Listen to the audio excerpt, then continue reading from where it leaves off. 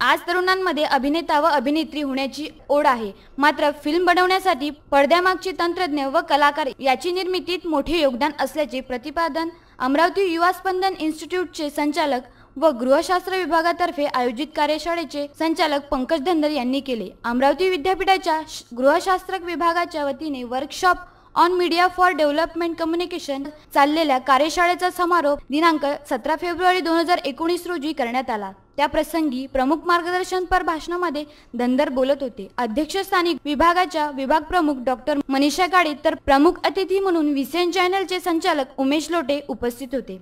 या कार्यक्रमात कार्यशाळेत तयार करण्यात आलेल्या लघुचित्रपटाचे प्रदर्शन करण्यात आले। रॅगिंग व लैंगिक छळावर आधारित लघुचित्रपट उपस्थितांचे लक्ष वेधून घेतले। या प्रसंगी पंकज धनगर म्हणाले की चित्रपट हा गाव व खेड्यागावात सुद्धा बनवला जाऊ शकतो, मात्र यासाठी कुशल तंत्रज्ञान व तंत्रज्ञ व्यक्तीची गरज असते। म्हणून अभिनेत्याला चित्रपट निर्मात्याचे तंत्रज्ञान व पटकथा लेखनाचे ज्ञान व माहिती असावी लागते। याची जाणीव घेऊन तरुणांनी पडद्यामागचे तंत्रज्ञान व कौशल्य शिकण्याची गरज असल्याचे धनगर यांनी सांगितले।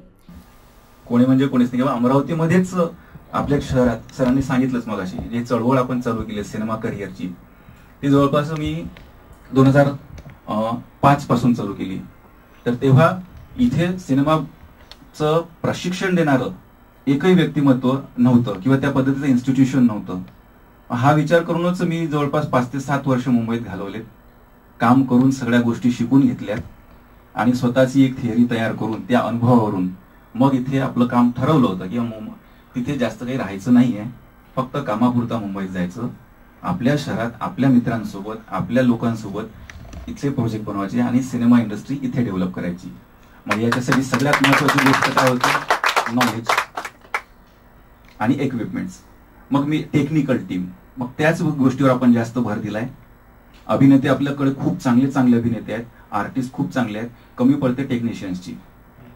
मग ते टेक्निशियन्स निर्माण करण्याचं काम कोणाचं आहे, जे या क्षेत्रात या मातीतून गेलेले लोक आहेत त्यांनी काम करत, त्यांनी हे काम केलं पाहिजे असं माझं एक स्वतःचं मत।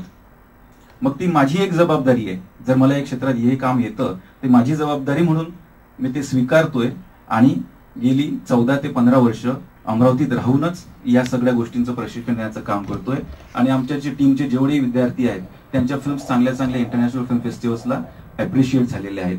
या प्रसंगी व्हीसीएन चॅनलचे संचालक उमेश लोटे यांनी पडद्यामागील चमकणाऱ्या कलावंतात एवढाच मान पडद्यामागील तंत्रज्ञानी कलावंताला असतो। त्याच्या मागे पडद्याच्या मागचे काम करणारे हात जास्त असतात आणि पडद्याच्या वरती जेवढा सोर्स ऑफ इन्कम आहे तेवढं त्याच्यापेक्षा किमान जास्त पडद्याच्या मागचे इन्कम आहे, त्याच्याकडे दुर्लक्ष न करता आपण सर्वांनी जर पडद्याच्या मागच्या इन्कमचा विचार केला तर आपण 100% या फील्डमध्ये यशस्वी होऊ शकतो आणि त्याच्याकडे जास्त लक्ष द्या असं मला वाटतं।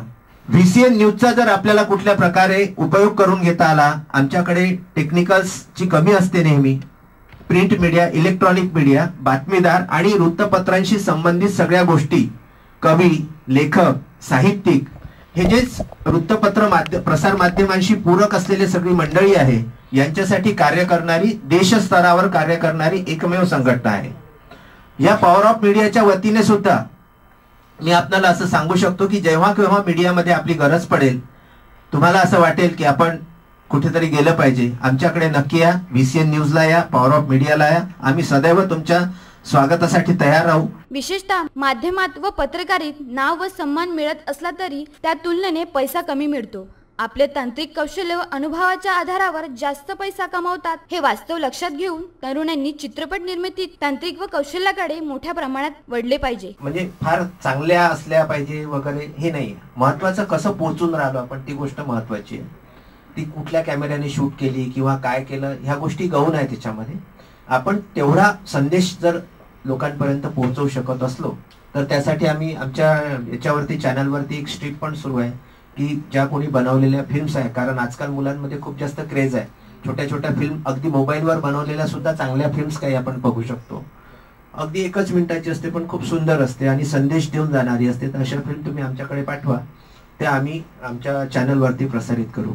कार्यक्रमाच्या अध्यक्षस्थानी विभागाच्या विभाग प्रमुख डॉक्टर मनीषा काळे यांनी गृहशास्त्र विभागाअंतर्गत चालणाऱ्या कार्यक्रमाची माहिती देऊन या वर्कशॉपमध्ये सहभागी असलेल्या विद्यार्थिनींची प्रशंसा केली. वर्कशॉप आपण घेतलं हे खरं म्हणजे फिल्म मेकिंगचंच वर्कशॉप आहे, परंतु आमचं डिपार्टमेंट जे आहे टीचिंग डिपार्टमेंट आहे, त्याच्यामुळे असं हे जे टायटल घेतलेलं आहे ते जनरल पब्लिकला न समजण्यासारखं आहे. त्याच्याबद्दल आपण बोललो. पुढे आम्ही प्रयत्न करू पुढच्या वेळेला अशा प्रकारचं टायटल घ्यायचं.